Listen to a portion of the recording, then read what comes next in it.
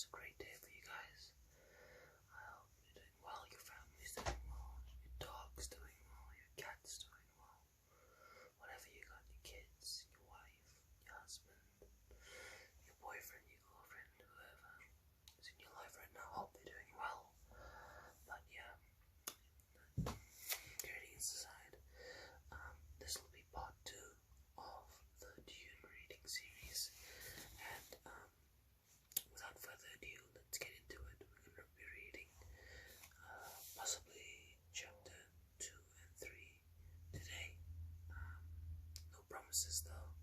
If the video exceeds 40 minutes, I'm going to stop and just cut to the part where, yeah. So, we're going to continue where we left off. Yeah.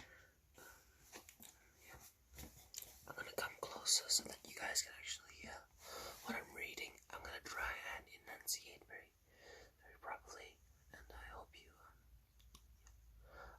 can understand and hear what I'm saying. Also, another thing before I get into this, I do look quite darker in the photo in the video, and that's because I was at the beach on Sunday, and I'm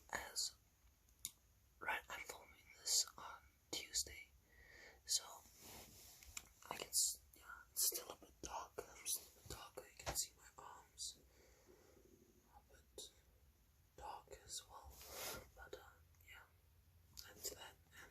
And let's get into the video.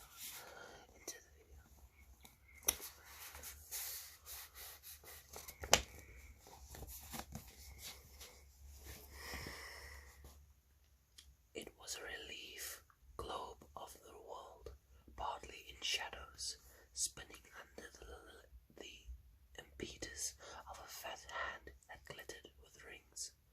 The globe sat on a free-form stand at one wall of a windowless room, whose other walls presented a patchwork of multicolored scrolls, film books, tapes, and reels. Light glowed in the room from golden balls hanging in mobile suspensive fields. An ellipsoid desk with a top of jade pink, petrified lacquer wood stood at the center of the room. Variform suspense chairs ringed it, 2 of them occupied. In one sat a dark-haired youth of about 16 years, round of face and with sullen eyes. The other held a slender, short man with an effeminate face. Both youth and man stared at the globe, and the man half hidden in shadows spinning it. A chuckle sounded beside the globe. A basso voice rumbled out of the chuckle. There it is, Peter, the biggest man-trap in all history, and the Duke's headed into its jaws. Is it not a magnificent thing that I, the Baron Vladimir Harkonnen, do? Assuredly, Baron, said the man. His voice came out a tenor with a sweet musical quality. The fat hand descended onto the globe, stopped spinning. Now all the eyes in the room could focus on the motionless surface and see that it was the kind of globe made for wealthy collectors or planetary governors of the Empire. It had the stamp of imperial handicraft about it. Latitude and longitude lines were laid with their hair-fine platinum wire. The polar caps were inset. Sets of finest cloud milk diamonds. The fat hand moved, tracing details on the surface. I invite you to observe, the basso voice rumbled. Observe closely, Peter, and you too, Fade Rotha, my darling. From 60 degrees north to 70 degrees south, these exquisite ripples.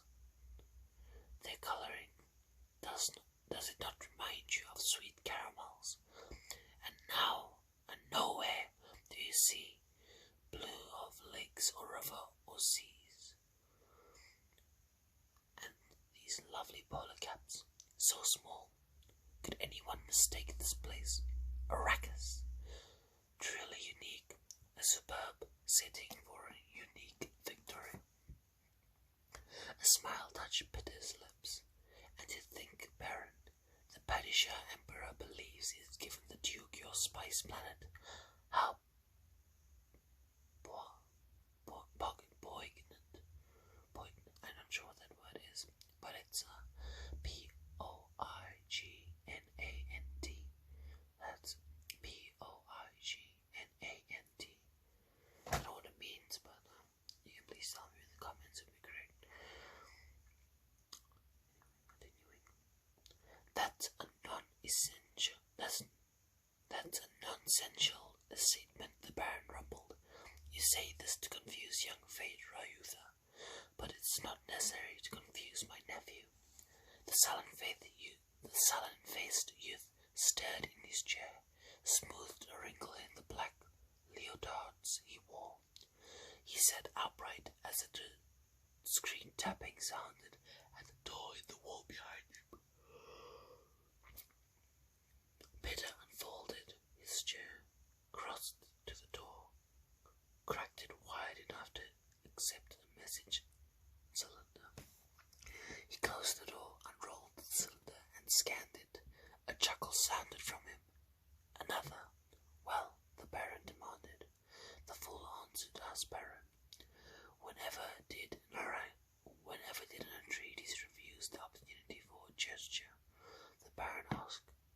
Well, what does it say? Sorry for the yawn earlier. His most uncouth Baron addresses you as Harkonnen.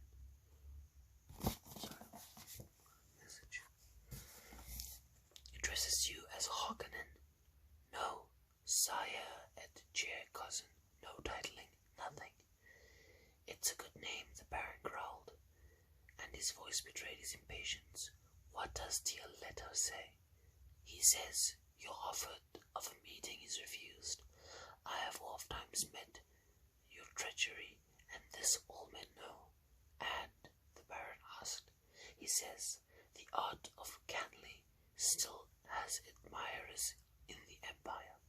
He signs it, Duke Letter of Arrakis. Peter began to laugh. Of Arrakis? Oh my! This is almost too rich. Be silent, Peter, the Baron said, and the laughter stopped as though shut off with a switch. Canley, is it? The Baron asked. Vendetta, hey? He uses the nice old word, so rich in tradition. To be sure, I know he means it. You made the peace gesture, Peter said. The forms have been obeyed. For a mentat, you talk too much, Peter, the Baron said, and he thought, I must do away with this one soon. He has almost outlived his usefulness. The Baron stared across the room at his mentat assassin, seeing the feature about him that most people notice first. The eyes, the shaded slits of blue within blue, the eyes without any white in them at all. A grin flashed across Peter's face. It was like a masked grimace beneath those eyes like holes. But Baron, never has revenge been more beautiful. It is to see a plan of the most exquisite treachery, to make Leto change Caladan for Dune, and without alternative because the Emperor orders it. How waggish of you. In a cold voice, the Baron said, You have a flux of the mouth, Peter. But I am happy, my Baron. Whereas you are touched by jealousy. Bitter. Aha, Baron. It is not regrettable. You are unable to devise this delicious scheme by yourself. Someday I will have you strangled, Bitter. Of a certainty, Baron. And Finn. But a kind act is never lost, eh? Have you been chewing ferrite or semuta, Bitter? Truly without fear surprises the Baron, Peter said. His face drew down into a caricature of a frowning mask. Aha! But you see, Baron, I know as a mentat when you will send the executioner. You will hold back just so long as I am his graceful, and I am yet of much use. I know what it is. Sorry, let me read this again. I know what it is you learn from that lovely Dune planet. Waste not, true Baron. The Baron continued to stare at Bitter. Phaedra squirmed in his chair. These wrangling fools, he thought. My uncle cannot talk to his mentor without arguing. Do they think I have nothing to do except listen to their arguments? Fade, the Baron said. I told you to listen and learn when I invited you in here. Are you learning? Yes, uncle. The voice was carefully subservient. Sometimes I wonder about Bitter, the Baron said. I cause pain out of necessity, but I swear he takes a positive delight in it. For myself, I can feel pity toward the poor Duke Leto. Dr. Yue will move against him soon, and that'll be the end of all the entreaties. But surely Leto will know whose hand directed the brilliant doctor, and knowing that will be a terrible thing. Then why haven't you directed the doctor to slip a kinjal between his ribs quietly and efficiently? Bitter asked. You talk of pity, but the Duke must know when I encompass his tomb, the Baron said. And the other great houses must learn of it. The knowledge will give them pause. I'll gain a bit more room to maneuver. The necessity is obvious, but I don't have to like it. Room to maneuver, Bitter sneered. Already you have the Emperor's eyes on you, Baron. You move too boldly. One day the Emperor will send a legion or two of his Sadokar down here onto Kitty Prime, and then that'll be the end to the Baron Vladimir Harkonnen. You'd like to see that, wouldn't you, Bitter? The Baron asked. You'd enjoy seeing the corpse of Sadokar pillaging through my cities. You'd enjoy seeing the core of Sadokar pillage through my cities and sack this castle. You truly enjoy that. Does the Baron need to ask? Bitter whispered. You should have been a basher of the corpse, the Baron said. You're too interested in blood and pain. Perhaps I was too quick with my promise of the spoils of Arrakis. Bitter took 5 curiously mincing steps into the room, stopped directly behind Phaedra. There was a tight air of tension in the room, and the youth looked up at Bitter with a worried frown.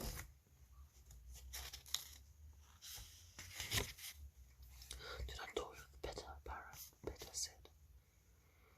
You promised me the Lady Jessica. You promised her to me. For what, Bitter? The Baron asked. For pain. Bitter stared at him, dragging out the silence. Phaedra moved his suspensor chair to one side, said, Uncle, do I have to stay? You said you'd. My darling Phaedra grows impatient, the Baron said. He moved within the shadows behind the globe. Patience flayed, and he turned his attention back to the Mentat. What of the Dukeling, the child ball, my dear Bitter? The trouble bring him to you, Baron, Bitter muttered. That's not my question, the Baron said. You'll recall that you predicted the Bene Gesserit which would bear a daughter to the Duke. You were wrong, Mentat. I'm not often wrong, Baron, Bitter said, and for the first time there was fear in his voice. Give me that. I'm not often wrong, and you know yourself these Bene Gesserit bear mostly daughters. Even the Emperor's consort has produced only females. Uncle, said Phaedra, you said there'd be something important here for me to listen to my nephew, the Baron said. He aspires to rule my barony, yet he cannot rule himself. The Baron stared me beside the globe, a shadow among shadows. Well then, Phaedra Harkonnen, I summoned you here hoping to teach you a bit of wisdom. Have you observed our good Mentat? You should have learned something from this exchange. But uncle, a most efficient Mentat, Bitter. Wouldn't you say, Fade? Yes, but indeed, but he consumes too much spice, eats it like candy. Look at his eyes. He might have come directly from the Arrakeen labor of bull. Efficient, bitter, but still emotional and prone to passionate outbursts. Efficient, bitter, but he still can Bitter spoke in a low, sullen tone. Did you call me in here to impair my efficiency with criticism, Baron? Impair your efficiency. You know me better, Bitter. I wish only for my nephew to understand the limitations of a mentat. Are you already training my replacement? Bitter demanded. Replace you? Why, Bitter? Where could I find another mentat with your cunning and venom? The same place you found me, Baron. Perhaps I should at that, the Baron mused. You do seem a bit unstable lately. And the spice you eat. Are my pleasures too expensive, Baron? Do you object to them? My dear Bitter, your pleasures are what tie you to me. How could I object to them? I merely wish my nephew to observe this about you. Then I'm on display, Bitter said. Shall I dance? Shall I perform my various functions for the eminent Phaedra? Precisely, the Baron said. You are on display. Now be silent. He glanced at Phaedra, noting his nephew's lips, the full and pouting look of them, the Harkonnen genetic marker, now twisted slightly in amusement. This is a mentat fade. It has been trained and conditioned to perform certain duties. The fact that it's encased in a human body, however, must not be overlooked. A serious drawback that I sometimes think the ancients with their thinking machines had the right idea. They were toys compared to me, Bitter snarled. You yourself, Baron, could not perform those machines. Perhaps, the Baron said. Well, he took a deep breath, belched. Now, Bitter, outlined for my nephew the salient features of our campaign against the House of Atreides. Function as a mentat for us, if you please. Baron, I've warned you not to trust one so young with this information. My observations of I'll be the judge of this, the Baron said. I give you an order, mentat. Perform one of your various functions. So be it, Bitter said. He straightened, assuming an odd attitude of dignity, as though it were another mask, but this time clothing his entire body. In a few days standard, the entire household of Duke Leto will embark on a spacing guild liner for Arrakis. The guild will deposit them at the city of Arrakeen rather than at our city of Carthag. The Duke's mentat, Thufir Hawat, will have concluded rightly that Arrakeen is easier to defend. Listen carefully, Fade, the Baron said. Observe the plans within plans within plans. Phaedra nodded, thinking, this is more like it. The old monster is letting me in on secret things at last. He must really mean for me to be his heir. There are several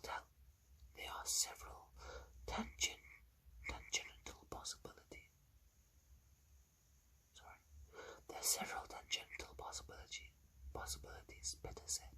I indicate that House Atreides will go to Arrakis.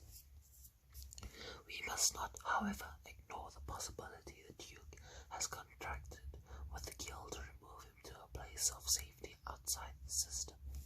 Others, in like circumstances, have become renegade houses, taking family atomics and shields and fleeing beyond the Imperium. The Duke's too proud a man for that, the Baron said. It is a possibility, Bitter said. The ultimate effect for us would be the same, however. No, it would not, the Baron growled. I must have him dead and his line ended. That's the high probability, Bitter said. There are certain preparations that indicate when a house is going renegade. The Duke appears to be doing none of those things. So, the Baron sighed. Get on with it, Bitter. At Arrakeen, Bitter said, occupy the residency, lately the home of Count and Lady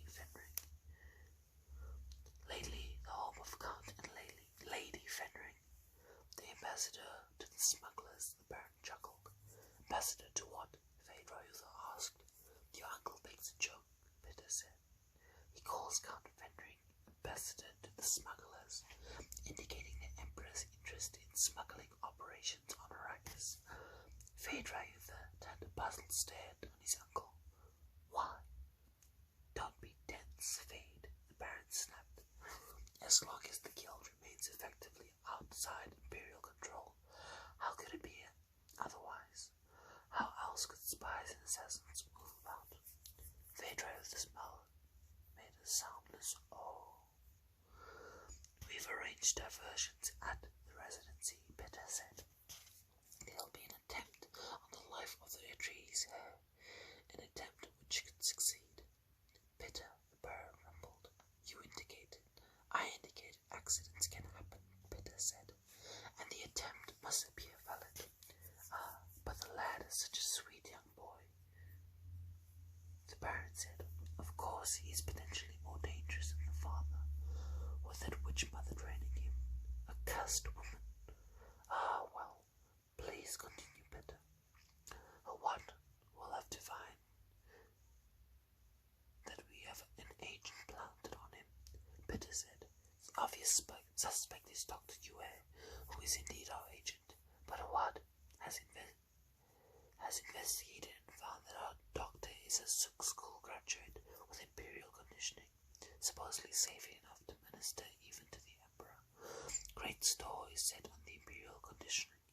It's assumed that the ultimate conditioning cannot be removed without killing the subject.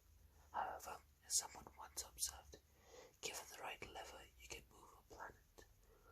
We found the lever that moved the doctor. How? Phaedra asked. You found this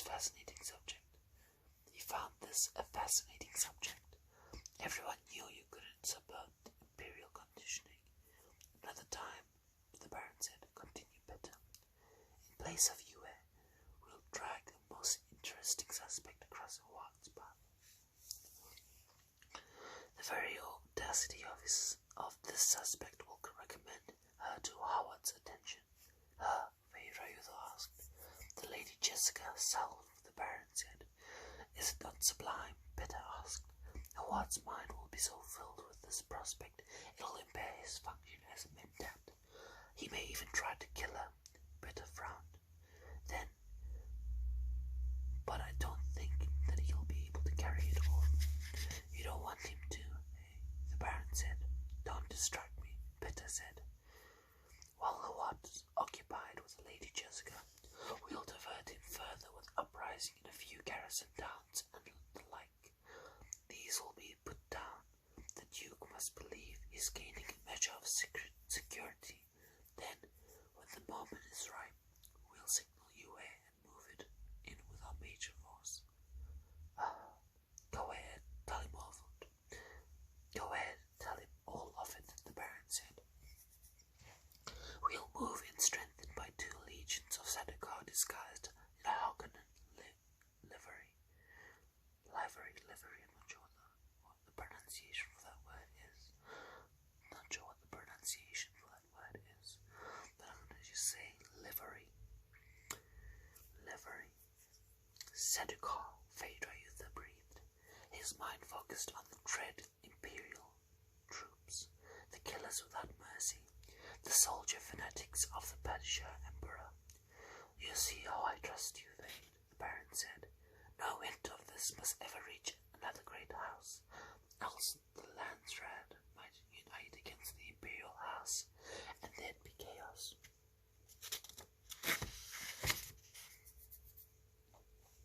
The main point, Peter said, is this. Since House Harkonnen is being used to do the Imperial dirty work, we've gained a true advantage. It's a dangerous advantage, to be sure, but if used cautiously, will bring House Harkonnen greater wealth than that of any other house in the Imperium. You have no idea how much wealth is involved, Fade, the Baron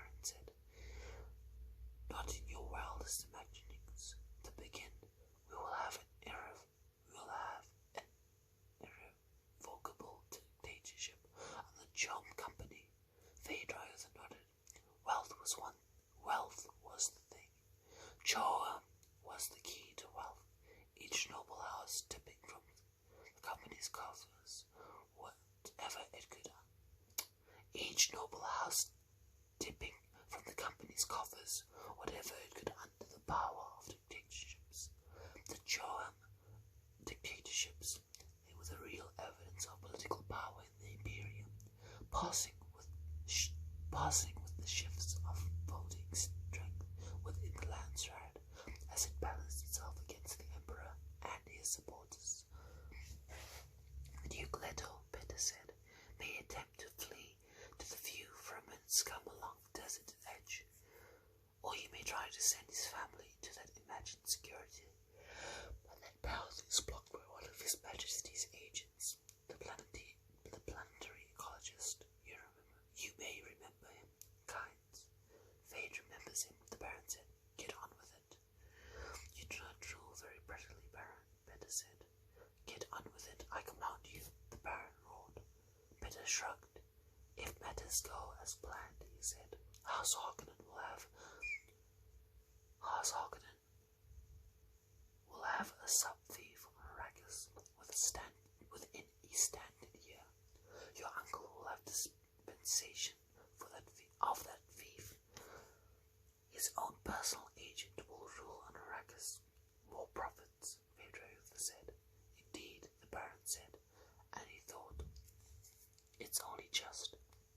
We're the ones who tamed Arrakis, except for the few Morgul Fremen hiding in the skirts of the desert, and some tame smugglers bound to the planet almost as tightly as the native labor pool.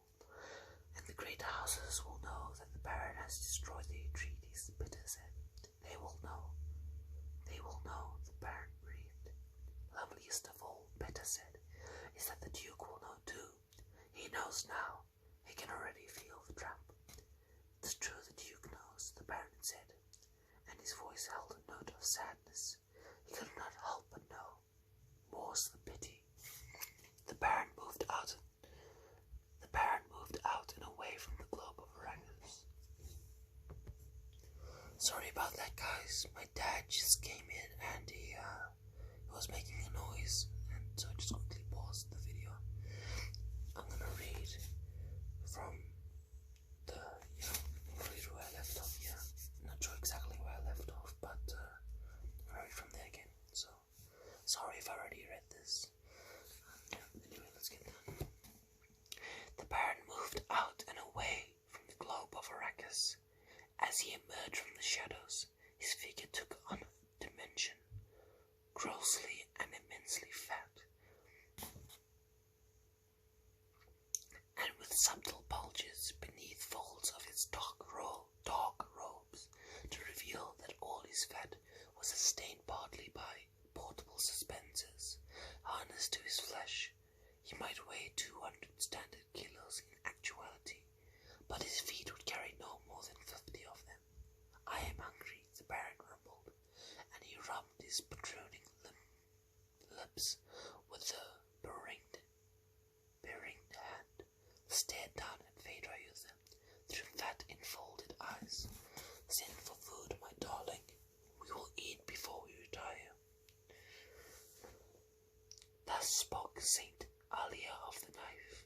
The Reverend Mother must combine the seductive walls of a courtesan with the untouchable majesty of a virgin goddess, holding these attributes in tension so long as the powers of a youth endure. For when youth and beauty have gone, she will find that the place between, once occupied by tension, has become a wellspring of cunning and resourcefulness.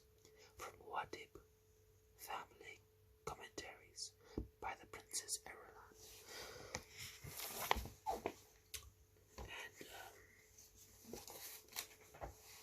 And that will be it for tonight. I read one chapter. It's already 30 minutes. I didn't feel like going longer than that. I think 30 minutes is a good cut off time. I'm trying to read and let you guys understand and follow up on the story. So I think what I should be doing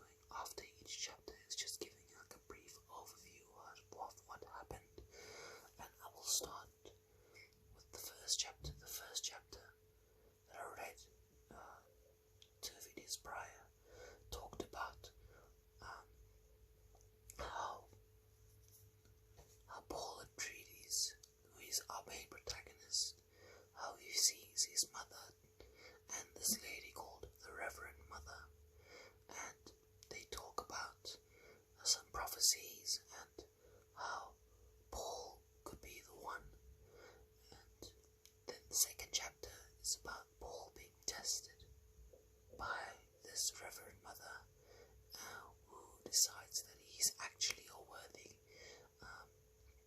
he is worthy, and he might be the prophecy's child.